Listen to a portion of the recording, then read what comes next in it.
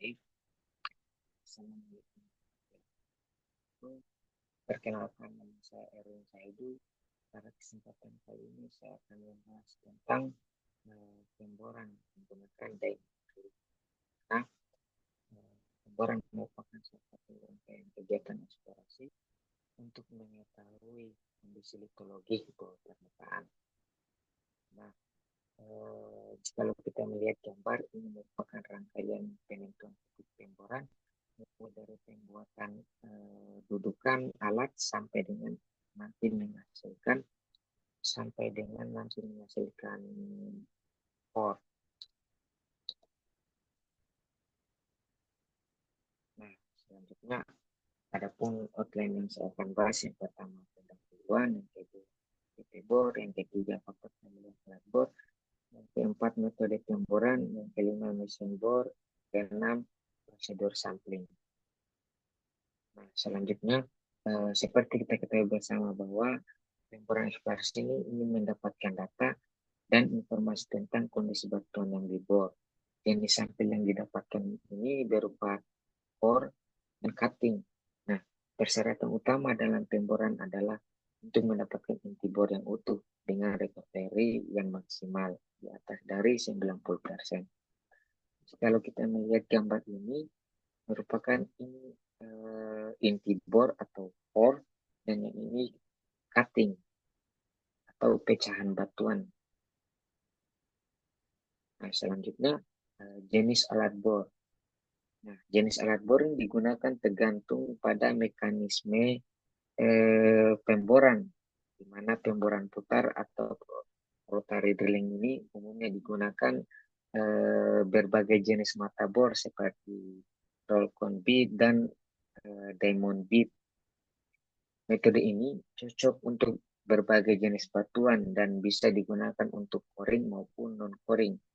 Nah, jika kita melihat ini, gambar merupakan mekanisme pemboran rotary drilling, reverse sirkulasi drilling, diamond core drilling. Nah, rotary drilling dan reverse sirkulasi drilling ini menghasilkan non-coring dan diamond core drilling menghasilkan coring. Nah, selanjutnya faktor pemilihan alat bor, di mana pemilihan alat bor ini dipengaruhi oleh berbagai faktor seperti kondisi dan akses lokasi, kedalaman target, jenis batuan, ukuran lubang bor, tingkat akurasi yang dibutuhkan, kecepatan pemboran, dan tentunya ketersediaan dana. Nah, selanjutnya beberapa permasalahan dalam pemboran dan perkiraan solusinya. Seperti kita ketahui bersama bahwa dalam pemboran tidak mesti mulus-mulus saja, selalunya terjadi ada masalah. Nah, ketika ada masalah, kita harus cepat mencari bagaimana solusi yang terbaik dalam mengatasi masalah tersebut. Nah, dalam masalah pemboran yang pertama itu adalah lokasi. Lokasi pemboran yang sulit akses perlu dilakukan pembangunan jalan transportasi dan penggunaan alat transportasi khusus agar mobilisasi alat dan personel dapat berjalan lancar. Selanjutnya, masalah lain tentang biaya waktu, di mana biaya waktu yang tidak sesuai rencana.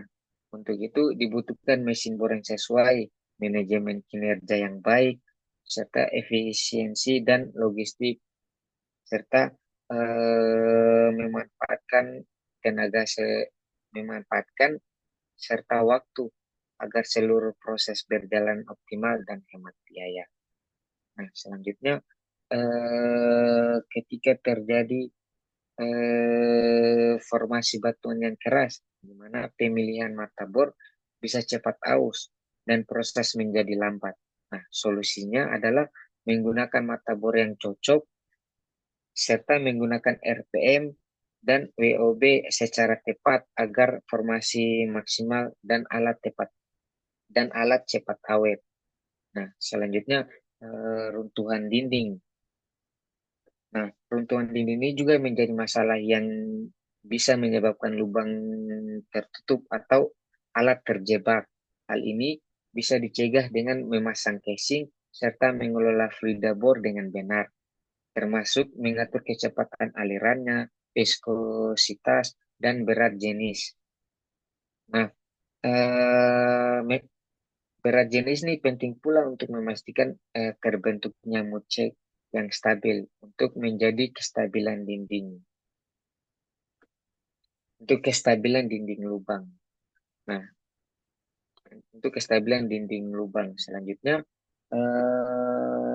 selanjutnya kehilangan air atau water loss, di mana kehilangan air ini sering terjadi di formasi yang retak atau berongga. Solusinya adalah memasang casing dan menambahkan lumpur bor yang khusus. Nah, selanjutnya mata bor meleleh, di mana mata bor meleleh ini diakibatkan panas yang berlebihan. Untuk mencegah hal ini, kita harus memastikan tenaga mesin yang cukup, eh, tenaga mesin yang cukup, rod mencukupi, debit dan tekanan pompa stabil, serta menurunkan RPM dan WOB secara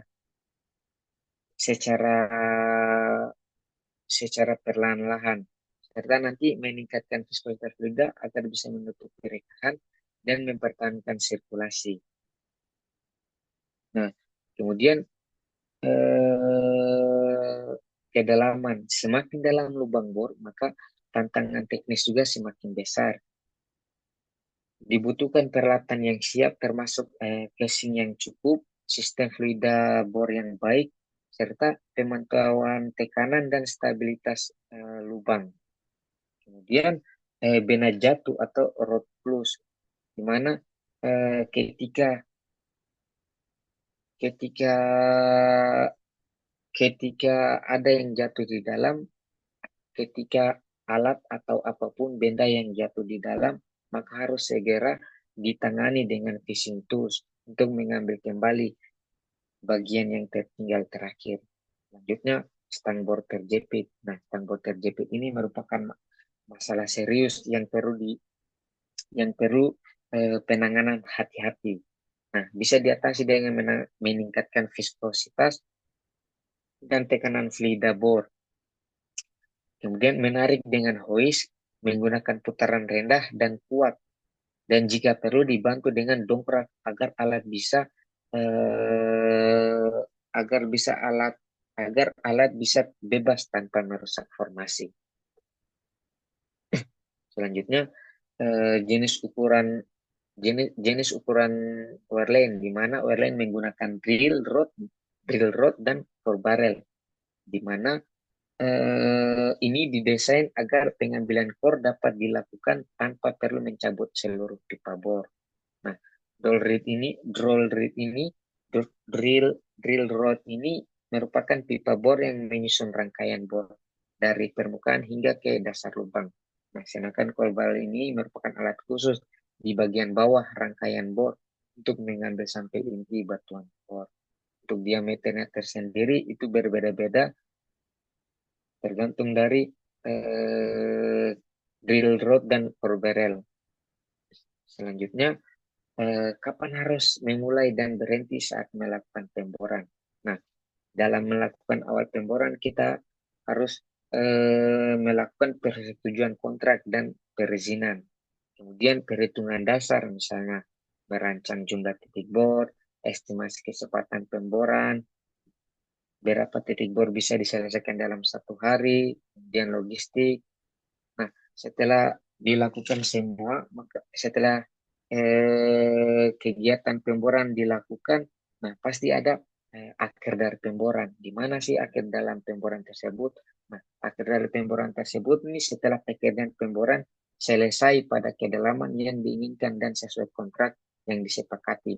Kemudian setelah pemboran kita melakukan penutupan dan pemulihan lubang bor, pengumpulan data pemboran, pengelolaan data pelaporan, reklamasi lokasi pemboran, serta evaluasi hasil dan tindak lanjut. Selanjutnya, eh, cara sampling, di mana prosedur sampling sangat penting untuk menjaga kualitas data geologi, mulai dari pembersihan inti bor, diambil kemudian eh, an- kemudian kemudian interval sampling, kemudian pembelahan inti bor, serta penomoran dan pelabelan, dan disimpan sesuai urutan. Nah, kemudian menyimpan sampel dan dokumentasi. Kemudian dalam penyimpanan ini harus rapi untuk keperluan analisis QA dan QC. Selanjutnya, pengiriman pengiriman sampel ke laboratorium, di mana dalam pengiriman sampel ini harus menyertakan dengan sertifikat laboratorium agar nanti hasil samplingnya kita itu sesuai dengan standar yang diinginkan. Nah, selanjutnya core box, di mana core box ini digunakan untuk menyimpan inti bor yang telah dibela, kemudian disusun secara sistematis agar agar memudahkan pengamatan dan pelaporan hasil eksplorasi, di mana core box sendiri merupakan memiliki juga syarat-syarat untuk agar nantinya kita dalam melakukan ini tidak dalam menyimpan inti tidak salah gitu. Nah, selanjutnya tempat penyimpanan. Setelah hasil dari core box itu sampai ditempatkan di lokasi penyimpanan yang aman, menyimpan yang baik, menjamin keberlanjutan data untuk analisis lebih lanjut. Nah, selanjutnya ini contoh kasus pemilihan bor beserta peralatan pendukung, di mana di mesin bor menggunakan mesin demo drilling karena mineralisasi emas atau tembaga sering membutuhkan sampel core berkualitas tinggi untuk analisis detail. Kemudian core barrel menggunakan triple tube triple tube core barrel ini untuk memastikan memulihkan core yang optimal, terutama di batuan yang mudah yang mudah rapuh seperti tuf dan bracing. Kemudian pemilihan diameter inti, di mana dalam pemboran kan ketika semakin dalam itu semakin kecil lubang bor. Nah, selanjutnya tipe mata bor. Mata bor yang digunakan ini diamond impact untuk efisiensi di batuan keras. Nah, jika kita menggunakan alat lokal bor jekro ini, maka diamond maka apa maka bit yang digunakan ini eh, harus di ya untuk alat bor Jegro tipe 175 ini ketika kita menggunakan ketika kita ingin menggunakan alat ini dalam pengeboran emas, maka bitnya ini harus dimodifikasi agar bisa untuk dalam penggantian bit menggunakan diamond impreg ini. Nah, selanjutnya mungkin itu saja yang bisa saya sampaikan. Terima kasih.